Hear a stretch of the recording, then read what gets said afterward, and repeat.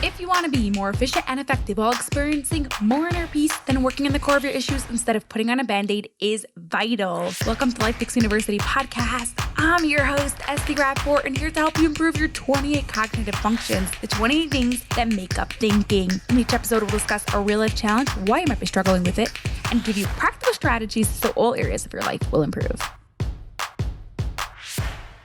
Are you organizing your home for practical purposes? You might be thinking, I never thought about that. Or you might be thinking, I don't even know how to organize. I'm not an organized person.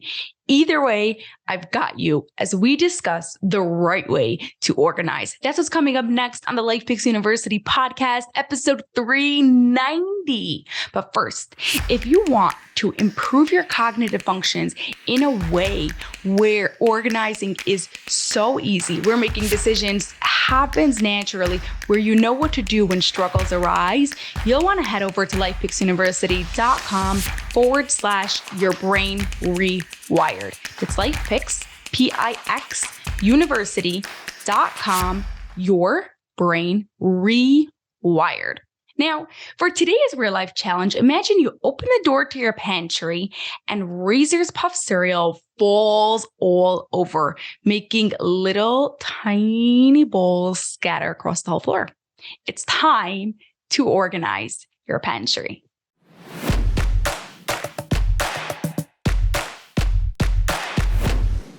You might be struggling with organization if you struggle with the cognitive function of categorizing.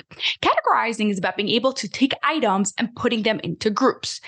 Apples, oranges, pears are fruits. Cucumbers, peppers, radishes are vegetables, and it's vice versa. Can you say vegetables and list a whole bunch of vegetables? Can you say fruits and list a whole bunch of fruits? The challenge with categorizing is that many times you can split the same things in different ways. Exact foods I just said, apples, oranges, pears, cucumbers, peppers, radishes, could be split instead by color or by texture or the country that they come from. The best way to organize is to make your groups not only based on things that go together, but also how often and where you use them, and then create your groups. By going back to our real life challenge, if you want to organize your pantry, the items you use must be grouped together and placed in an easy accessible place based on your needs. So let's say cereal is something that you use every morning. You want to put all those together in a place that's easy to reach, unless you have a 3-year-old that will just take them out at any time and spill them all over the place. Even inside your group, your spot, your box of cereals, the cereals you eat most often should be in the front or the most accessible place. Now, let's say you have a ton of cereal boxes, or you buy your cereal in Costco and you have a lot of everything. You may be wasting precious space by overfilling that spot. Maybe if you put too many cereals on that shelf, it's going to be too tight and you'll struggle every time you take out a box. The goal is to make it practical. So it may be best if you store the ones you don't use often in a different place.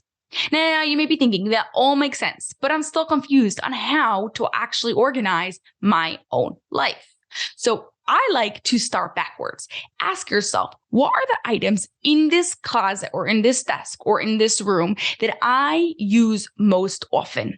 And where do I use them? Because obviously, the ones that you use most often, you want in a most accessible place, but you also want to put them in a location where you use them. So for example, if you always use your dish soap near your kitchen sink, you want to keep your dish soap near your kitchen sink. Now that is something that many people do often, but sometimes, like I've been in enough kitchens where there's a water cooler, but the cups are on the counter, or maybe the water is like by the fridge, it's inside the fridge, and you have to walk from one side of the kitchen to the fridge in order to get your water. How about where you keep your toothpaste? Is that right near your bathroom sink, or is it like far away in a different drawer? So if you're organizing something in your own house, you want to ask yourself 2 questions.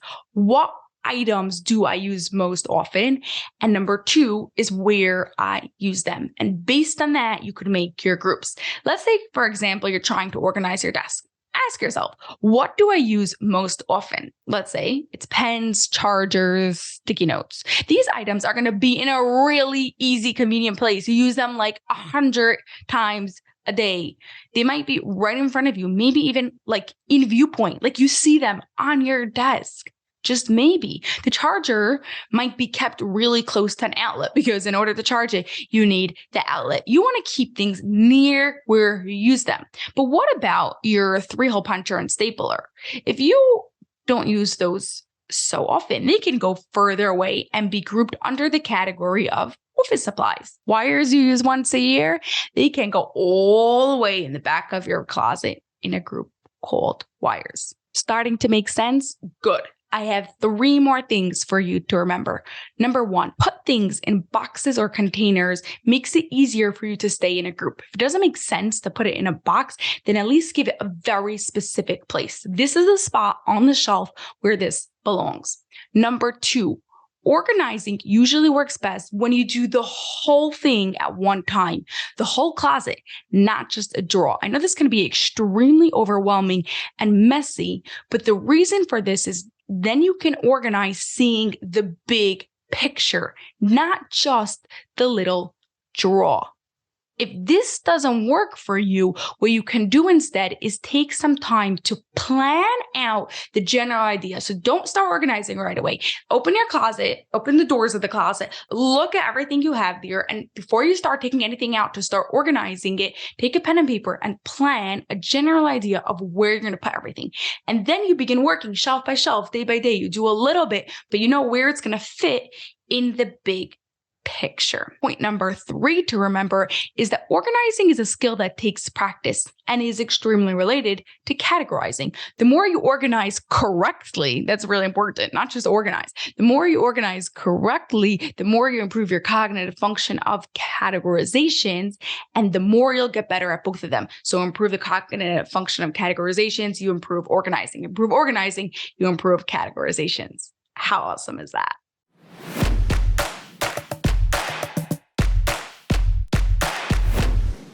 Your challenge this week is to organize something in your house or office. It can be a closet, desk, whatever you want. Remember to start backwards and ask yourself, what do I use most often and where do I use it? And then group it accordingly. Also, 3 more things. Quick reminder, put it in boxes, organize the whole thing at one time, or at least make a plan of where you're going to do it. And as you do it, and improve your cognitive function, organizing will be easier for you. Have an awesome rest of your day, and I'll see you next week. That's all for this episode of the Life Fix University podcast. If you enjoyed it, please share it with 2 of your family and friends so they too can gain from it, and you'll be helping us reach our goal of 1 million downloads by the end of 2025. Have an awesome rest of your day and grow those dendrites.